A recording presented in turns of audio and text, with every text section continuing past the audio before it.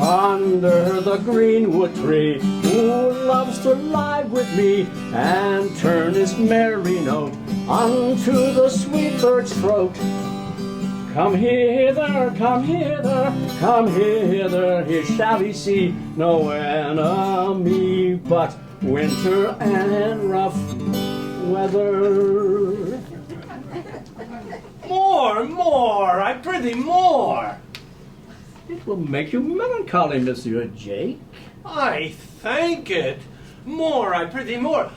I can suck melancholy out of a song as a weasel sucks eggs. More, I prithee, more. Well, I'll end the song. The Duke will drink under this tree. He hath been all this day to look you. And I have been all this day to avoid him. Come, warble, come. Who doth ambition shun, and love to live in the sun, seeking the food he eats, and pleased with what he gets. Come hither, come hither, come hither, here shall he see no enemy but winter and rough weather. I'll go see the Duke. His banquet is prepared.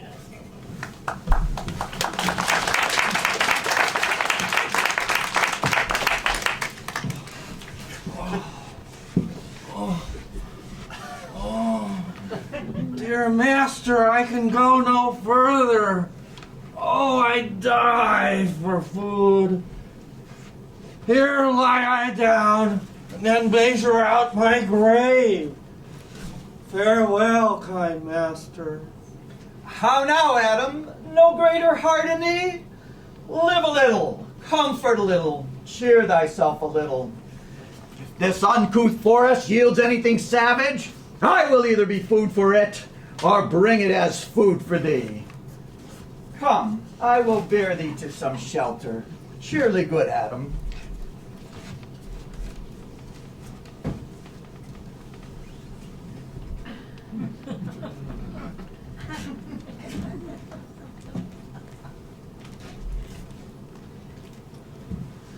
I think he be transformed into a beast, for I can nowhere find him like a man. Go seek him out. Tell him I would speak with him. He saves my labor by his own approach. Why, how now, monsieur? What a life is this, that your poor friends must woo your company? A fool! A fool! I met a fool in the forest. A motley fool who laid him down and basked him in the sun and railed on Lady Fortune in good terms. What fool is this? Oh, worthy fool, one that hath been a courtier, and in his brain is as dry as the remainder biscuit after a voyage. Oh, that I were a fool. I am ambitious for a motley coat. Thou shalt have one. It is my only suit. Invest me in my motley, give me leave to speak my mind, and I will through and through cleanse the foul body of the infected world. Fain I can tell what thou wouldst do. What for a counter would I do but good? Most mischievous foul sin in shining sin. For thou thyself hast been a libertine, as sensual as the brutish thing itself. But who comes here? Forbear, and eat no more. Why, I have eaten none yet. Nor shalt not till necessity be served. Art thou thus boldened, man, by thy distress, or else a rude despiser of good manners? Touch that my vein at civility first. thou seems so lacking, empty? You touch my vein at first. The thorny point of bare necessity hath taken my show of smooth civility. Forbear, I say. He dies that touches any of this food till I and my affairs are answered. What would you have? Your gentleness shall force more than your force move us to gentleness. I almost die for food, and let me have it. Sit you down in gentleness, and welcome to our table. Speak you so gently? Pardon me, I pray you. I thought all things had been savage here. But whatever you are that dwell in this desert inaccessible, if ever you've looked on better days, let gentleness my strong enforcement be, in the which hope I blush and hide my sword. True is it, we have seen better days. And therefore sit you down in gentleness, and take upon command what help we have, that to your wanting may be ministered. Then but forbear your food a little while.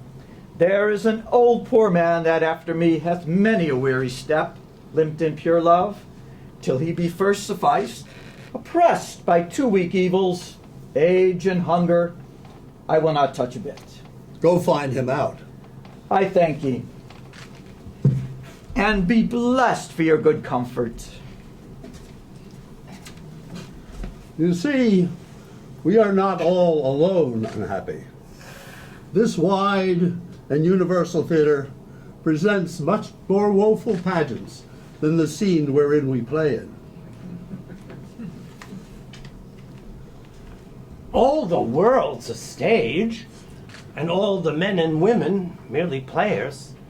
They have their exits and their entrances, and one man in his time plays many parts. His acts being 7 ages. At first the infant, mewling and puking in the nurse's arms.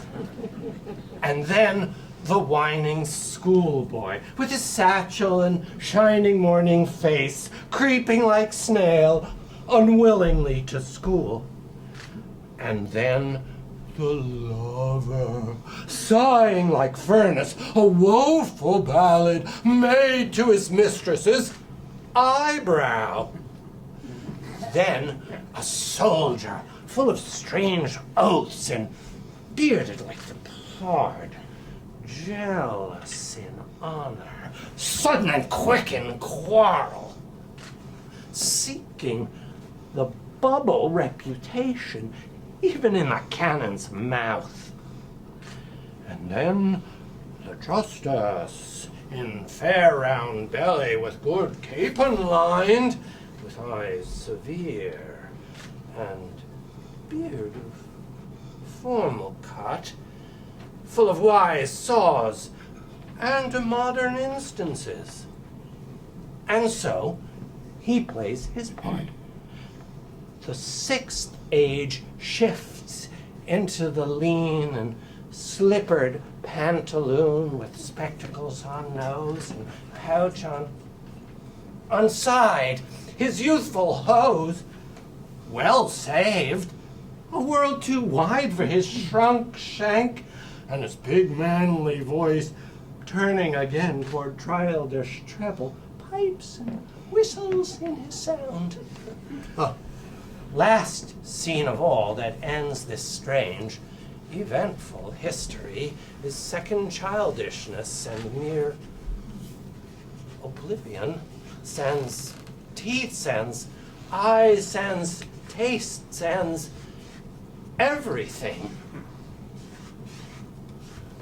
Welcome. Sit down your venerable burden and let him feed.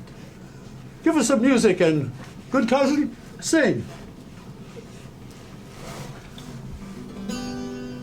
Blow, blow, thou winter wind, thou art not so unkind, thou art not so unkind as man's ingratitude.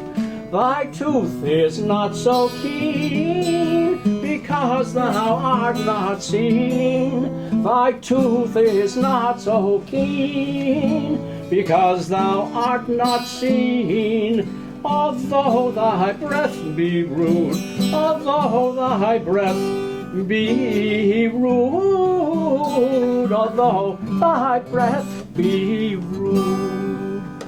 Hey-ho, sing hey-ho, unto the green holly, most friendship is feigning, most loving mere folly. Then hey-ho, the holly, this life is most jolly. Then hey-ho, the holly, this life is most jolly.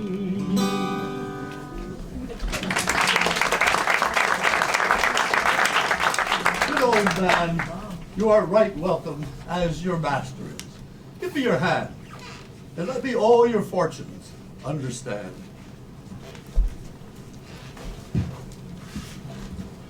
Not